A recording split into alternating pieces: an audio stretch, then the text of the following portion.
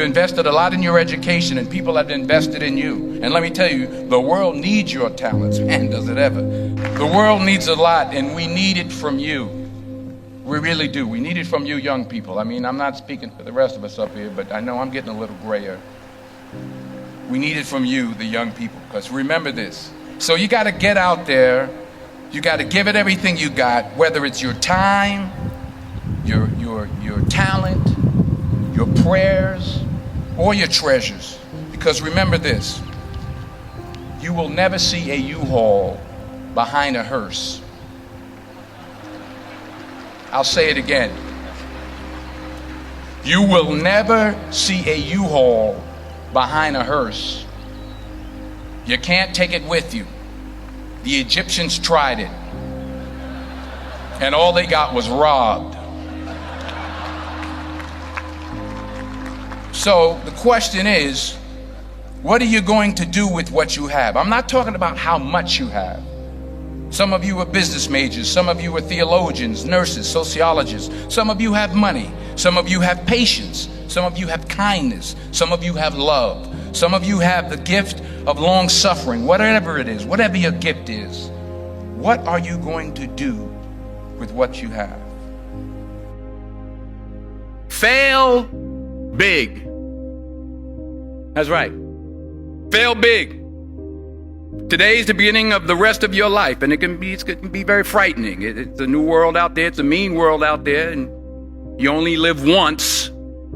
So do what you feel passionate about. Take chances professionally. Don't be afraid to fail. There's an old IQ test, was 9 dots, and you had to draw 5 lines with a pencil within these 9 dots without lifting the pencil. The only way to do it was to go outside the box. So don't be afraid to go outside the box. Don't be afraid to think outside the box. Don't be afraid to fail big, to dream big. But remember, dreams without goals are just dreams, and they ultimately fuel disappointment. So have dreams, but have goals. Life goals, yearly goals, monthly goals, daily goals. I try to give myself a goal every day. Sometimes it's just to not curse somebody out. Simple goals, but have goals. And understand that to achieve these goals, you must apply discipline and consistency. In order to achieve your goals, you must apply discipline, which you have already done, and consistency every day, not just on Tuesday and miss a few days. You have to work at it every day. You have to plan every day. You've heard the saying, we don't plan to fail, we fail to plan. Hard work works. Working really hard is what successful people do. And in this text, tweet, twerk world that you've grown up in, remember, just because you're doing a lot more doesn't mean you're getting a lot more done. Remember that. Just because you're doing a lot more doesn't mean you're getting a lot more done. Don't confuse movement with progress. My mother told me, she said, yeah, because you can run in place all the time and never get anywhere. So continue to strive, continue to have goals, continue to progress. I found that nothing in life is worthwhile unless you take risks. Nothing. Nelson Mandela said, there is no passion to be found playing small and settling for a life that's less than the one you're capable of living. Now, I'm sure in your experiences in school and applying to college and picking your major and deciding what you want to do with life, I'm sure people have told you to make sure you have something to fall back on. Make sure you got something to fall back on, honey. But I never understood that concept. having something to fall back on. If I'm going to fall, I don't want to fall back on anything except my faith. I want to fall forward. I figure at least this way I'll see what I'm going to hit. Fall forward. This is what I mean. Reggie Jackson struck out 2,600 times in his career, the most in the history of baseball. But you don't hear about the strikeouts. People remember the home runs. Fall forward. Thomas Edison conducted 1,000 failed experiments. Did you know that? I didn't know that. Because the 1,001st was the light bulb. Fall forward. Every failed experiment is one step closer to success. You've got to take risks, and I'm sure you've probably heard that before, but I want to talk to you about why that's so important. I got 3 reasons, and then you can pick up your iPhones. First, you will fail at some point in your life. Accept it. You will lose. You will embarrass yourself. You will suck at something. There's no doubt about it. And I know that's probably not a traditional message for a graduation ceremony, but hey, I'm telling you, embrace it, because it's inevitable. And I should know.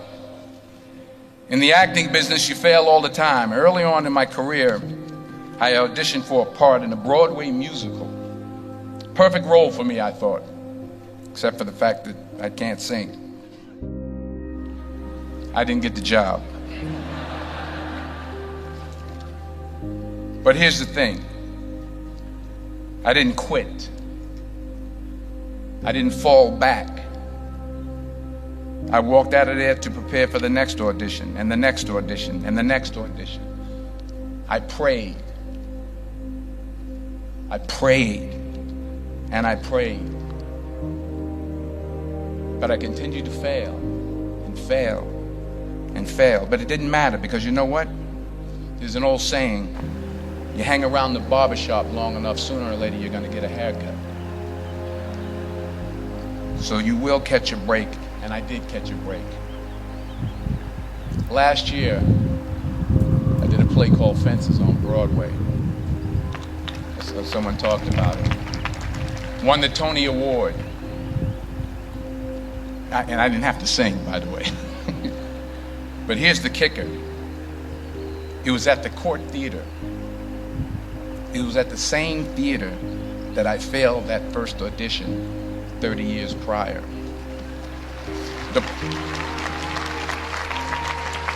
point is, and I'll pick up the pace, the point is, every graduate here today has the training and the talent to succeed. But do you have the guts to fail? Here's my second point about failure. If you don't fail, you're not even trying. I'll say it again. If you don't fail, you're not even trying. My wife told me this great expression. To get something you never had, you have to do something you never did. Les Brown's a motivational speaker. He made an analogy about this. He says, imagine you're on your deathbed, and standing around your deathbed are the ghosts representing your unfulfilled potential. The ghost of the ideas you never acted on. The ghost of the talents you didn't use. And they're standing around your bed, angry, disappointed, and upset. They say, we came to you because you could have brought us to life, they say. And now we have to go to the grave together. So I ask you today, how many ghosts are going to be around your bed when your time comes?